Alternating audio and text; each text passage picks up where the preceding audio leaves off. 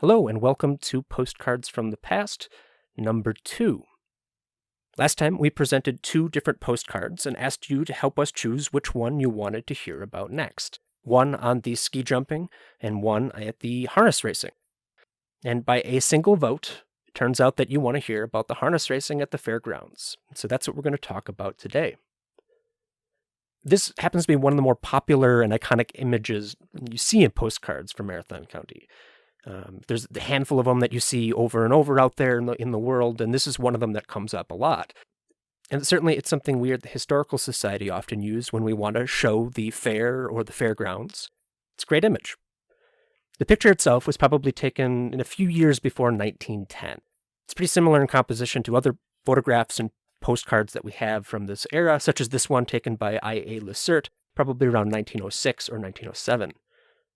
But the postcard that we are talking about here in this video, that was probably printed a little later, probably at 1911 or 1912. And while we don't know who actually took the picture, they're not credited in this image, we do know that it was eventually printed by the bookstore owner here in Wausau, Julius Rohde. Interestingly, there's also another version of this postcard in our collections, which has a different version of the colorization. So you can actually kind of see the difference in the take of the artists who took a pass at this. And you might be looking at this image and saying, wait, hold on, wasn't the roof at the grandstands and other postcard, wasn't that red? Why is it green here? And yeah, that's one of the problems that sometimes you see with colorizing. Because at the time, the way that they would do this is pretty time intensive, because every time that you would put a new color onto the end product, you'd basically have to do an entire pass with a new color. The more colors you added, the more time it took and resources, and so sometimes you see colorizers take these shortcuts, where they reuse colors pretty liberally in different places. Whereas if we go back to the second pass of the colorization on that first postcard that we're looking at here, the artist took a little bit more time, and you can see the difference in the range of colors that you get from that extra investment, even if there are reusing of colors here and there too. Anyway, the image itself in the postcard shows the racetrack at the fairgrounds sometime around the turn of the century into 1910. Today, the location would actually be situated right inside the amphitheater at Marathon Park, because that's obviously changed quite a bit, but the grandstands shown here go back to the early 1880s. While today we know this as Marathon Park, originally the fairgrounds were created by the Marathon County Agricultural Society, which was formed in 1867, and they were the ones that mostly cleared out a bit of land to hold the fair in that first year. But they didn't really end up developing a lot of the buildings that you're going to see later until about 1880, 1882. In 1920, the Ag Society actually offers the land to Marathon County itself. And in 1921, after they accept, the Marathon County goes through this process of developing it into a park.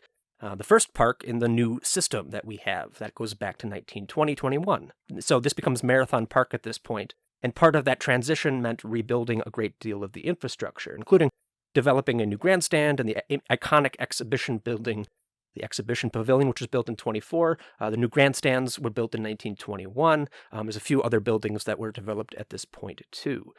The dirt track, though, that they're actually racing on, that goes back to the very early years. And even after it became Marathon Park, it became an important part of the infrastructure here.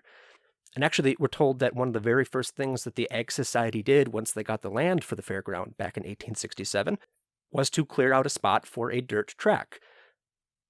At this point, the 80 acres that made the fairgrounds was all cut over land. It had basically been harvested of its trees, and so they removed the stumps and the roots out in the way and leveled out a dirt track so they could have a safe place to have some horse races. And as soon as they finished that, they had an impromptu race where McIndoe challenged Kickbush to see whose horse was fastest. McIndoe's filly won that competition, but there would be many more to come in the next few years. Because the big draw for the fairs and the events that were taking place here in the 1800s was the races. The very first fair, for example, there was a total of $182.50 that were given out as premiums, as awards for the best of this or that, the blue ribbons and things like that. And the single highest amount that was earned for a single event was $3 for the best sample of apples. But winning the horse race got you a $25 purse. So, yeah, you can see where the priorities were. Now, it's worth noting that at this point in time, and throughout most of the 1800s, The racing that's taking place is more of a traditional horse racing. It's where you have a jockey on the back of a horse in a saddle. It's that sort of thing. But over the course of human history, there have been a lot of other forms of horse-related racing that emerged, and a lot of those have the horse or maybe a team of horses pulling some sort of carriage or a cart or a chariot. And it's that tradition that's going to evolve into the harness racing that becomes very popular in the early 20th century here in Wisconsin. Harness racing has the driver in a harness. It's harnessed to the back of the horse. It's a lightweight framework with typically like bicycle-type wheels. The framework that the driver is sitting in is variously called a sulky or a spider or sometimes just a bike. And sometimes you hear harness racing described, under the name sulky racing or spider racing, for this reason. Now, the races themselves can be broken down into two different categories. You have the pace and the trot. And this largely depends on how fast the horses are moving. They don't really go out like full out sprinting at any point, but going a little bit faster, if you're doing a pace, the horses are moving a little bit faster, and so the gait of the horses change, and so that can kind of have some differences in how the races turn out. But yeah, over the course of the 1900s through, say, the 30s, 40s, it is the harness race that is king in central Wisconsin in terms of the types of racing. But then the combustion engine entered the scene, and that kind of changed things. So over the course of the 1920s and 30s, you increasingly saw what started as interstitial races, exhibition races, with motorcycles and special new automobiles that were emerging. But these became less and less exhibition races and more, part of the deal. And by 1940, the horses were taking a back seat to the automobiles. And actually, they stopped the harness racing altogether in the mid-1940s in favor of these stock cars and midget cars that were more popular. But interestingly, in 1968, for its centennial year, the Wisconsin Valley Fair brought back the harness racing as a nod to nostalgia and to say, hey, remember these? And they found, to their surprise, that there was a lot of excitement about this. And so 1969, they have the racing back again, and harness racing continues to be on the bill for the next 20 years. And actually, they outlived the automobiles themselves, because by the 1970s and 80s, automobiles were getting kind of powerful and very fast, and the track here just really wasn't situated to handle this. And so it was getting more expensive to hold them, to maintain the track, to pay the insurance in case something bad happened, a crash or something like that. The fair decided, weighing this against the declining numbers of people that were showing up to the fair to see the auto racing, that, maybe it wasn't worth having. And so in the course of the 1980s, harness racing was the main racing that happened at the fairs. Until, again, eventually it too came to an end.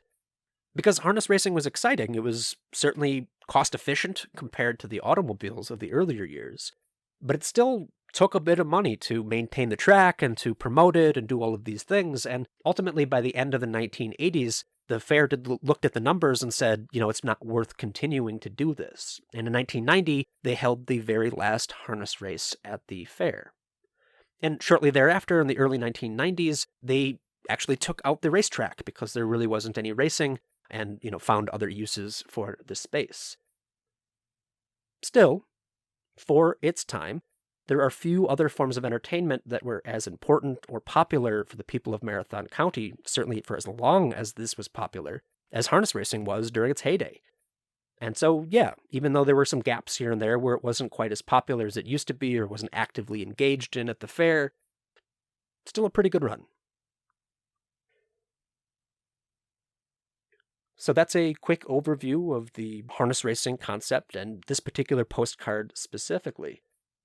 So now is the part of the video where I get to ask you to help us choose what postcard we do in the next video. There's a theme here, which seems kind of appropriate to round out the year that is 2020. We're going to talk about a natural disaster, one way or the other. But the question remains, would you be more interested in hearing about the flood of 1912, which devastated Wausau and Schofield?